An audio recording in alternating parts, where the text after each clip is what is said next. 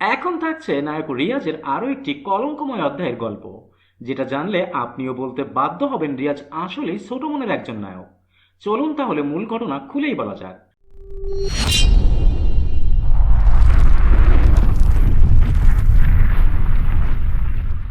প্রথমেই এই শর্ট ক্লিপটি দেখুন। 1999 সালে মহানায়ক মান্না তার আম্মাজান মুভির জন্য মেরিল প্রথম আলো তারকা জরিপে সেরা অভিনেতার পুরস্কার নিচ্ছেন, এবং দর্শক সারিতে বসে থাকা রিয়াজের ফেসিয়াল এক্সপ্রেশনটা দেখেন।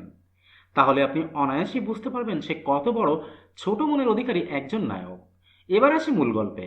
2004 সালের নভেম্বর মাসে পরিচালক হাসিবুল ইসলাম মিজান ও প্রযোজক শামীম আহমেদ ত্রিভুজ প্রেমের এক সিনেমার স্ক্রিপ্ট ফাইনাল করেন। নায়ক রিয়াজের কেরিয়ার তখন পড়তির দিকে।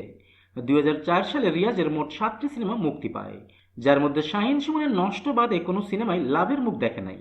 কিন্তু শাবনূরকে দিয়ে রিয়াজের গিরিঙ্গি চালের জন্য সুমন চরিত্রে রিয়াজকে কাস্ট করতে বাধ্য হন মুভির পরিচালক হাসিবুল ইসলাম মিজান, এবং মুভির অন্য নায়ক হিসেবে ফেরদৌসকে কাস্ট করা হয়। এবং যথারীতি মুভির ডিসেম্বরের 16 তারিখ থেকে শুটিং ফ্লোরে যাওয়ার কথা। আর এই মুভির নাম ছিল আমার স্বপ্ন তুমি। কিন্তু এরই মাঝে রিয়াজ শুরু করে দেন আর এক গিরিঙ্গি। মুভিতে রিয়াজের করা সুমন চরিত্র শেষ দৃশ্যে মারা যাওয়ার কথা, কিন্তু উল্টো রিয়াজ শুরু করেন নতুন বায়না। তার কথা হলো শেষ দৃশ্যে রিয়াজ নয়, ফেরদৌস মারা যাবে।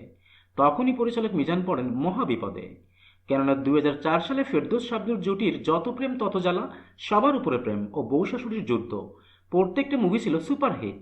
অন্যদিকে ফেরদৌস আবার পরিচালক মিজানের খুবই ভালো একজন বন্ধু। পরবর্তীকালে পরিচালক শাবনূরের সাথে পরামর্শ করেন কি করা যায় এটা ভেবে, কেননা রিয়াজ মুভির শেষ দৃশ্য পরিবর্তন না করলে তিনি শিডিউল ফাঁসাবেন এটা কনফার্ম। রিয়াজ এর আগে অনেক পরিচালককে এরকম গিরিঙ্গিতে ফেলেছেন এবং তার অনেক নজির রয়েছে টলিউড ফিল্ম ইন্ডাস্ট্রিতে। অবশেষে পরিচালক রিয়াজকে বাদ দিয়ে শাবনূরের পরামর্শে সুমন চরিত্রে কাস্ট করেন শাকিব খানকে, এবং বাকিটা তো ইতিহাস।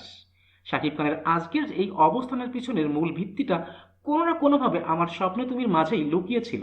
অন্যদিকে প্রযোজক ডিপজল ও পরিচালক এফ.আই. মানিক কোটি টাকার কাবিন ও চাচ্চু সিনেমার বিশাল সাফল্যের পর 2007 সালে শাকিব খান, রিয়াজ ও অপু বিশ্বাসকে নিয়ে নির্মাণ করতে চেয়েছিলেন মুভি পিতার আসন। রিয়াজকে কাস্ট করা হয় আমিন খানের চরিত্রে, কিন্তু গিরিঙ্গিবাজ রিয়াজ এখানেও ঝামেলা বাঁধান।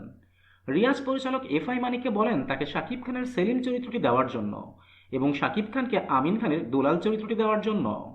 আর যদি সেটা না করা হয় তাহলে রিয়াজ শুটিং শুরু করার পর শিডিউল ফাঁসিয়ে দিতে পারেন। বিষয়টি জানতেন পরিচালক এফ.আই. মানিক।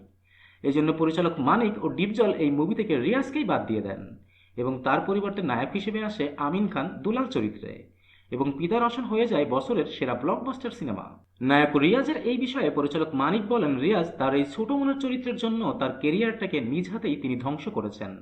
তা না হলে আজকে রিয়াজ অনেক কিছুই হতে পারতেন।